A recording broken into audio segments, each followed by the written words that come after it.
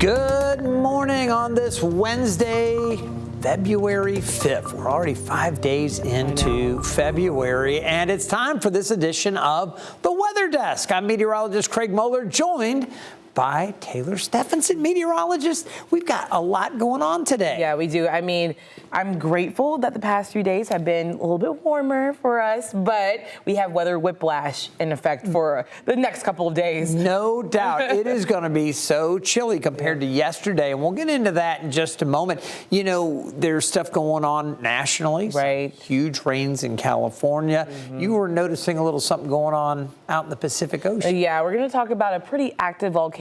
Thankfully, no one's been injured. That's the good news. So it's nice to look at from a distance. We'll give you live views from that and the updates from Kilauea. Yeah, let's go ahead and take a look at our weather headlines as we start this edition of the Weather Desk. And our first one, again, as Taylor just mentioned, we have weather whiplash for the East Coast. We're going to talk about some really big temperature swings up and down and some of the trouble that is creating. We'll get to that story in just a moment. Also, this is really interesting, finding reliable and accurate forecast information. Now, there's a lot of stuff out there on the internet. If you've got a trusted source like us right here at the Weather Desk and at 13 News Now, you're in good shape, but there's a lot of stuff that gets passed around on social media and some things to look for and what to think, I don't know if that's right or not. We're going to show you a story Ginger Z put together. It's a great story. We'll have that coming up for you.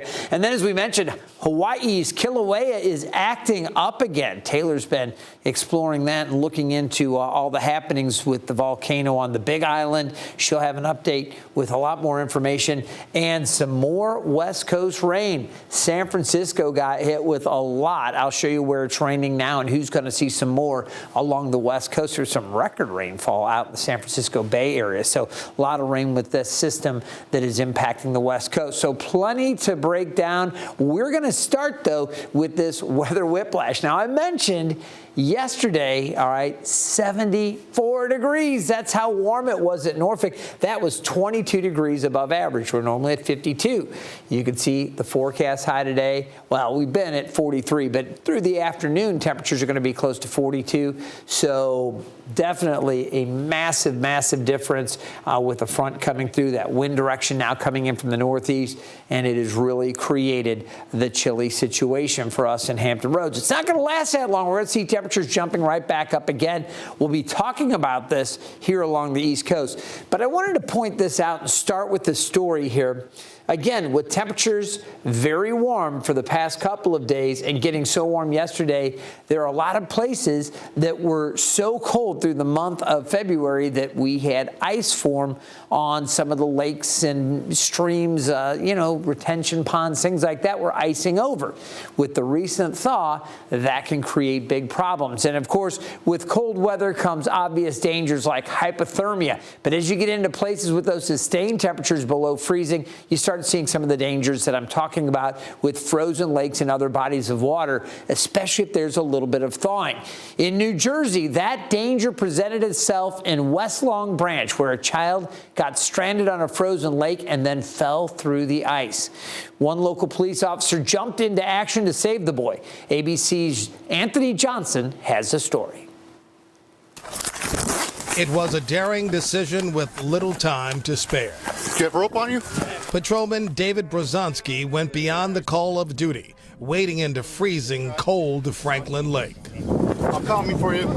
As I was making my way to the kid in the water, I didn't know if he could potentially go under, and if he went under the ice, I knew that I would have to go get him. Down for 115's in the water. He's out with the child right now. So I had the rope attached so that I could be pulled back out if I had to go under.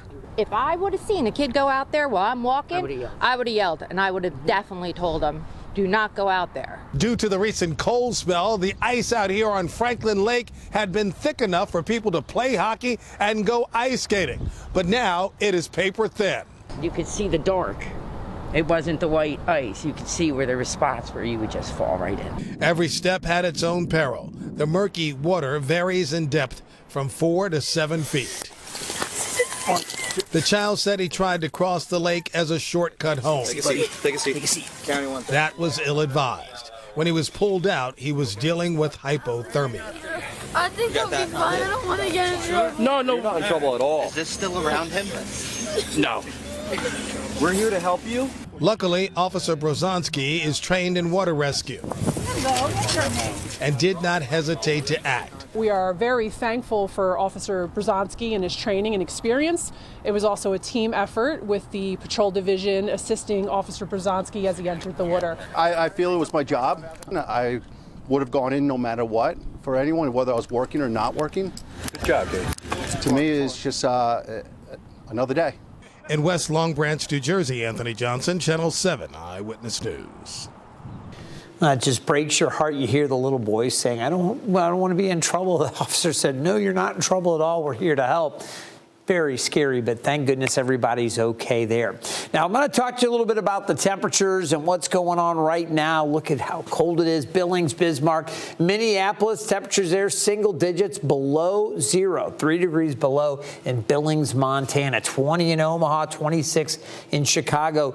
In Norfolk, we're sitting 43. Again, it's not going to warm up much. So while it looks like, oh, it's not too bad this morning, it's just not going to fluctuate very much. So it's pretty chilly, and obviously temperatures much chillier than they were 24 hours ago when we were headed to that high near 74. So big differences. Again, more of this back and forth. We can take a look at the month of February. I know we're just 5 days in now with this being the 5th. You can see in Norfolk, Virginia, we were above average on the 1st, a little below on Sunday, and then above average Monday and Tuesday. So we've seen these temperatures going back and forth a lot. And it's going to continue to do that quite a bit, going back and forth. I'm going to talk more about the forecast, but after a stretch of cold weather in January, we had these warmer temperatures to start February. But now, here we are back in the cold today. And with all this back and forth, meteorologist Hunter Force tells us what to expect based on February's past. February has finally arrived, and this is the time where we finally start to see our average highs start to increase. In the beginning of the month, our average high on February 1st is about 51 degrees, but by the end of the month, we're in the mid-50s, getting to about 56 for an average high. Our average lows are in the lower 30s, and by the end of the month, we're in the upper 30s. Now, the hottest day ever recorded in the month of February was 82 degrees, and the coldest was 80 degrees cooler at 2 degrees. The wettest February we ever had, we got 4.75 inches of rain in 1 month when our average is about 2.9 inches. And our snowiest February was 13.6 inches. Now, another good thing about February is we get much more daylight throughout the month. Our sunrise is at 7:07 in the morning in the beginning of the month, and our sun sets at 5:30. But by the end of the month, our sun rises at 6:36, and our sun sets just before 6 o'clock at 5:58. Now, I'm looking forward to those longer days and warmer temperatures. For 13 News Now, I'm meteorologist Hunter Forst. I think a lot of folks are looking forward to the longer days for sure. It's a sign, though, things to come, of course. Punxsutawney Phil, groundhog, saw his shadow, so I guess that means 6 more weeks of winter if you want to go with the groundhog. I get it. Well, anyway, we're going to take a look at what's happening. I don't put any stock in the groundhog. Here's what we had. Low temperatures this morning, very chilly. We were down into the low to mid 30s for our inland areas. Chesapeake down to 31, temperatures near 40 right along the coast. As we take a look at the forecast here, what you're going to find as we go forward in time, temperatures here have been pretty chilly, especially off to the north. We will stay cold today, but temperatures are going to be warming up. I'm excited about that. What I'm not excited about is the cold air that will be in place across parts of the region for tonight and into tomorrow. And because of that, we have winter storm alerts. Now, what we're talking about, there is a ice warning off to the north in those areas shaded in the dark purple. Okay, so you get up into extreme northern Virginia, parts of West Virginia, up into southern Pennsylvania. Those areas have ice warnings. The areas shaded in purple, the lighter color, just north of Richmond up through the D.C. area, those areas are under winter weather advisory. So we do have this potential for some wintry weather as we go through the overnight. And as we take a look at the forecast here, again, you can see for Hampton Roads, it's mainly going to be rain. Now, coming back to that graphic, you see something like this, okay, and you see winter storm alerts, and this is the type of thing that can get circulated out there on social media. Somebody takes a clip of this and says, oh my gosh, wait a second, there's winter storm warnings, or there's ice warnings, or there's this or that. There's some things to look at because, again, weather forecasting, it's improved so much in the last few decades. We're able to pinpoint things and share a lot of very detailed minute-by-minute information. But with all of this information, many people are also checking out social media feeds for their weather. So how do you know which sources you can trust? Well, for one, you can rest easy whenever you tune in to 13 News Now and our weather team here. We've been named Weather Rate's most accurate team for more than a decade. As a matter of fact, we're going on 15 years and still running. But as you see all other sorts of forecasts out there on social media, you can run into some trouble. And ABC Chief Climate Correspondent Ginger Z tells us what to avoid online. Welcome to Washington, D.C. in a snowstorm. It's always quite majestic. But you know, we've been warning about this very snow for about 5 days. And yeah, of course, the long-term computer models showed it way before that. In fact, in our little weather circle, because we're all nerds, we talk about it for weeks in advance. Did you guys see the GFS? Ooh. But we know that forecast is going to change a lot in those 2 weeks, so we don't share it.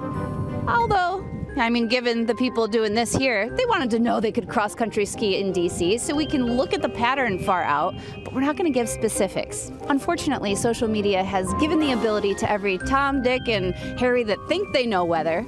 Yeah, they don't. These people are posting snow total forecasts weeks in advance down to the decimal point. Let me let you in on something.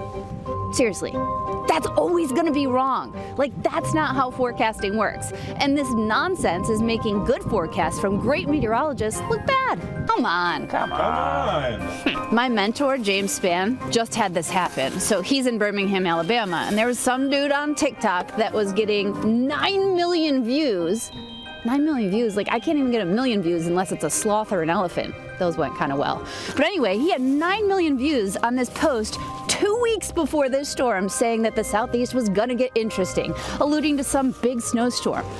Not a problem unless you are the people that contacted James saying because of that TikTok, they postponed elective surgeries or got rid of a trip that their family was really looking forward to. This bad info, it's everywhere. Or take this one. That was even more egregious because this guy or gal, I don't know, said that the Northeast, before Christmas, when everybody's wanting a white Christmas, was gonna get 30 to 40 inches. So 2 weeks in advance, they're trying to call a snowstorm like that. Lo and behold, we didn't get it. We had like 2.5 inches in New York City before Christmas. Nice, but not 3 feet. So you're 3 feet off. Now listen. I'm not saying that long-term trends in temperature aren't really helpful, and we've gotten really good. Those things should be talked about. But when it comes to specifics in a storm like this, one little bump of a storm track by 10, 15 miles can mean the difference between a thunderstorm or sleet or even 6 inches of snow. So with something like this, I'd wait till you'll see a forecast within 5 days to really get excited about it. If I had a nickel for every time somebody tells me that hilarious joke like, hey, it must be nice to have a job where you can be wrong 50% of the time and still get paid, that's wrong. So generally, a forecast 7 days out is 80% accurate. 5 days out, 90% accurate. But to get down to the decimal point for a snowstorm 2 weeks before it, nah, we're not there yet, not even close. Our forecasts run on observations throughout the atmosphere taken by balloons, taken on the ground. They're from satellites, from radars, and then all that info is plugged into computer modeling. Now, we're seeing huge advances in computer modeling with AI, and we'll keep advancing how we take observations. The technology is always getting better, so it's really quite exciting. But until that all happens, probably best bet is just stick with a meteorologist you trust. Local meteorologist, the National Weather Service, a credible source. No more spiraling with these yahoos on the internet, please. To Ginger. How about that? No, you know what? She is so right. And I love that ABC and Ginger Z, they went ahead and did that story. You know, I had a situation where people took something that I had posted. This happened about maybe 10 years or so ago. I had put out one of the models. I said, look at how crazy this is. I said, one of the models out, whatever. And I very clearly said that this is going to change whatever, and all this stuff, this full disclaimer on it.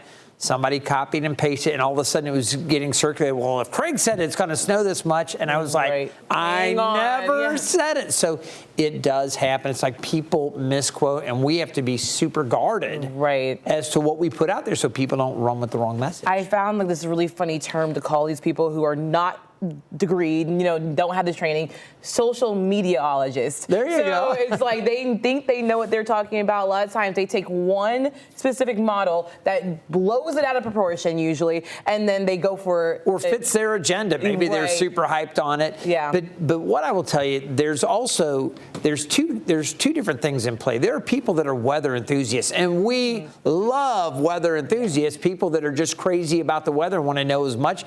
We love it. Some of you watching this right now may be weather enthusiasts. You're right. And please keep checking it out. We're the same. It's very fun. But then there are some that also do it, and they'll just take something crazy and put it out there because they know they're going to get a bunch of clicks. Right. Or even wish casting. A lot of people do that too, where they wish for an event to happen. So they put out certain graphics or things, not comparing to others like we do on a regular basis. And then they hope for it to happen and then get people on this hype train. So I guess the bottom line is be very careful where you get your weather information from. It's always good with us here at 13 News Now, but if you've got a local meteorologist, maybe you're watching from another part of the country or the world, find somebody that you trust, that you watch and you understand kind of how they're communicating it to you, and then go with that reliable source. That's what's really important. Yeah. You know what's going on over your shoulder here? We have the island of Hawaii, and I want to zoom in here to talk about one area specifically right over your shoulder here, Taylor. That is Kilauea and the volcano and its location to Hilo. Now, we're taking a look. The winds are kind of blowing up from the south. You were telling me this morning that Kilauea is living up to its name. Oh, absolutely. Kilauea is very active. Here's a live look at the moment from Hawaii. Remember that they are all the way in the Pacific. So yes, it is still dark outside for them right now, but you can see where we're seeing a lot of that lava still flowing across parts of the island of Hawaii. Now, right now, over the past few weeks, there have been 8 eruptions since December 23rd. The most recent happening on Monday night. The United States Geological Survey said it started around 10 a.m. Lava fountains, yes, fountains, grew from 50 feet to 200 feet in the span of an hour, with the highest fountain reaching 350 feet. Right now, the current hazards in the area are volcanic gas emissions and volcanic glass. Now, you may not know what volcanic glass is. You may have heard of it as Pele's hair. Do you know that the glass is so fine that it looks like hair or tumbleweed, where it gets its name Pele's hair, and can easily get swept away by the winds. And these little pieces of this volcanic glass are very sharp, so obviously staying well away from that. The area is also underneath a code orange this morning, signaling unrest and a high likelihood of another eruption. Again, right now, already seeing that lava covering parts of the ground, is glowing underneath that night sky. Fortunately, though, there have been no reports or injuries or damage to communities surrounding the volcano. But again, Kilauea has been very active. 8 eruptions since right before Christmas. We're talking anywhere from about 6 to maybe even up to 8 weeks. So maybe an eruption every week is insane, Craig. That is wild. And you mentioned Kilauea living up to its name. I had to look it up because I couldn't remember, but Kilauea actually is Hawaiian, meaning much spreading or much spewing because it is so active. The ground, as Taylor was just mentioning, spreading and spewing that activity, that lava around. Something to see. Something else we've been watching over the last 24 hours, some heavy rain moving across parts of San Francisco, the Bay Area, seeing a tremendous amount of rain, and then there's some snow up across Northern California. So we're going to turn our attention to the West Coast now, where the Bay Area has dealt with this historic rainfall. National Weather Service said downtown San Francisco got more than 2.5 inches of rain yesterday alone. That breaks the city's single-day rain total record, which was set all the way back in 1887. Now crews are out dealing with the damage and the debris left by the downpours. We have more from San Francisco. City crews have been deployed throughout San Francisco. Crews out there that have really been concentrating on clearing the storm drains. We want to make sure that they are as clear as possible so the water can flow down to minimize any kind of localized flooding. As heavy rain hits the city, sandbags and flood barriers are shielding several buildings in low areas, giving many a sense of hope. You have sandbags out here? Yeah, we just have the sandbags out here just to protect us in case the water comes up. And so what we're hoping is that we come up with a permanent solution instead of the sandbags, because it's very difficult to put up the sandbags and then take them back down once they're wet. Several trees have already fallen, including one that hit a person in Visitation Valley. That person was taken to the hospital. All this giving city crews a glimpse of what may come next, as winds are set to intensify. Really, our big concern right now with the winds coming up, picking up, and the rains coming down are our street trees, and there are trees in the parks as well. All right, and you can see over my shoulder here again, the system that produced that rain is pulled east. There's still more energy wrapping around this, so there's another batch of rain coming in to Northern California and some unsettled weather down across Southern California as well. They actually really need the rain down there. You can see L.A. to San Diego, out through Phoenix and Vegas. They still have severe to extreme drought there. As we take a look across the country, northern parts of California, remember, they got a lot of wet weather earlier in the season, plus that record rainfall yesterday. But even before that, they were okay. So that part of the country is okay. Much of the central U.S. is okay. But when we turn our attention back to the mid-Atlantic, we have moderate to severe drought here. Of course, we got to come back to the temperatures and how cold it has been. Again, with the cold weather coming back to Hampton Roads after our brief warm-up, we're all doing our best to keep our homes warm. And there are the DIY tricks, you know, they're out there, but are they really getting the job done? Is it enough? Brandon Lewis from our National Verify team looks into how to stay warm without breaking the bank. Frigid winter temperatures are here, and with record high energy prices, you might think twice before cranking up the heat. So we looked into some common questions about whether things people do to stay warm are really a hot idea. First up, does turning your thermostat way up heat your home faster? Our sources are the U.S. Department of Energy, the Environmental Protection Agency, Black Hills Energy, and HVAC maker Glen Dimplex. Furnaces have just two settings, on and off. They rely on a thermostat to know how long to stay on. Cranking the temperature up from 60 to 70 will only make your furnace run longer, but it won't heat your home any faster because it only has one setting, on, whether it's trying to increase the temperature 1 degree or 10 degrees. So no, turning the thermostat way up won't heat your home any faster. Next up, can window treatments help save you money? The Energy Department estimates in an average home, 1/3 of heat is lost through the windows. You can prevent some of that from happening by keeping the drapes or shades closed at night because they act as an extra layer of insulation between your home and the windows. This helps keep up to 10% more heat inside your home, which can lower your energy bill. So, yes, window treatments can help save you money. Finally, ceiling fans are a great way to stay cool, but can they also help keep your home warm? In the summer, you should set your fans to rotate counterclockwise to blow air down. This helps sweat evaporate and makes you feel cooler. In the winter, the Energy Department recommends reversing your fan so it spins clockwise and then using the lowest setting. This pulls up the cool air and displaces warm air that's near the ceiling. So, yes, ceiling fans can help keep your home warm. We featured even more answers to questions about staying warm this winter on VerifyThis.com. With your Verify, I'm Brandon Lewis. All right, well, we're going to talk about the cold weather that's with us right now and when you'll need to heat the home and when you might be able to get some breaks and maybe shut down the heat at least a little bit, because we do have a couple warm days coming up as well. Not today, though. We've been in the low 40s, and we're pretty much going to live there through the afternoon. As we go late afternoon and into the evening, parts of the region will likely see some isolated to scattered showers. So a cool one today, back up around 60 for Thursday and Friday. There's a little bit of a warm up. We'll see some more wet weather. I think we'll see pretty good chances tomorrow morning through midday, and then into Saturday, some scattered wet weather for the mid-Atlantic. Sunday's going to be warmer, 67, and the temperature's so nice with partly sunny skies. A lot of folks may be cooking out, maybe gathering with some friends for Super Bowl Sunday and the big game Sunday evening. If you've got plans Sunday afternoon, you'll be in good shape. As we look ahead, though, colder air comes in behind another front. There's a chance for wet weather late Sunday night and maybe some mixed precipitation Monday or Tuesday. It's a possibility, something we're watching.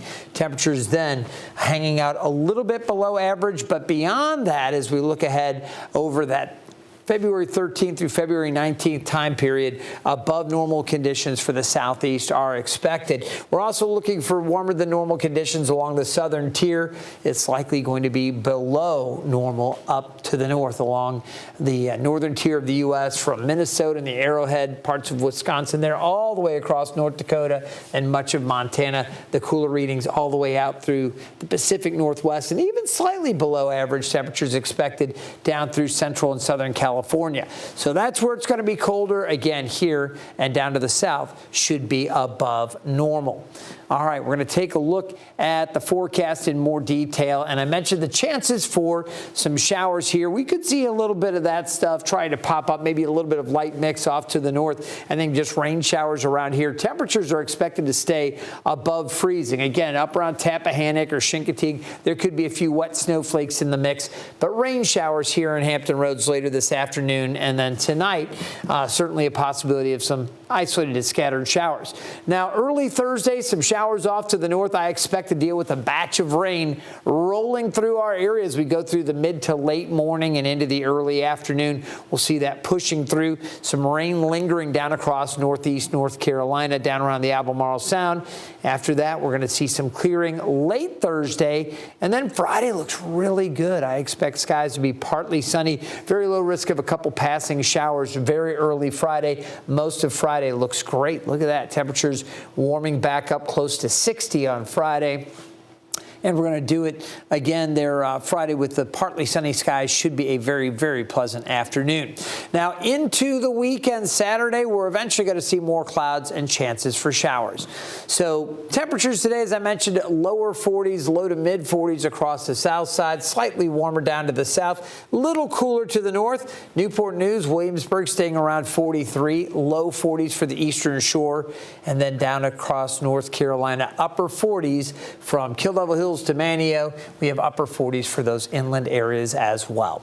Tonight, slow down around 38, scattered showers possible. And then as we go through the day tomorrow, that's when we have our best chances for scattered showers late morning through midday. After that, things will be improving as we look forward here to our Friday. I think it's going to be beautiful. Saturday, chances for scattered showers. On Sunday, partly sunny. Now, there is one other thing I'd like to talk to you about, and this was something that occurred last night. Anytime you see something super cool in the sky, whether it's weather or space related, we always love to get your pictures and images.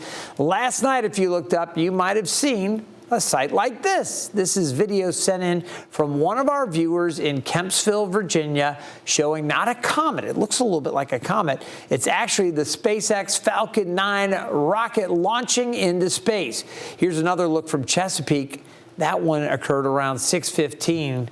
So beautiful. The rocket launched from the Space Center, the Kennedy Space Center, and it was super cool. So if you ever have the opportunity to capture something like that, or maybe a cool weather pic, we'd love to see it here at 13 News Now. You can find me on social media on Facebook. Search Craig Moeller, Instagram at Craig Moeller TV, and on X formerly Twitter, 13 Craig Moeller. Great way to stay in touch with our forecast is by downloading the 13 News Now app. You can scan that QR code and you'll have access to our forecasts and everything else that we have for you, from our radar to breaking news, all kinds of great information. That is a free app always.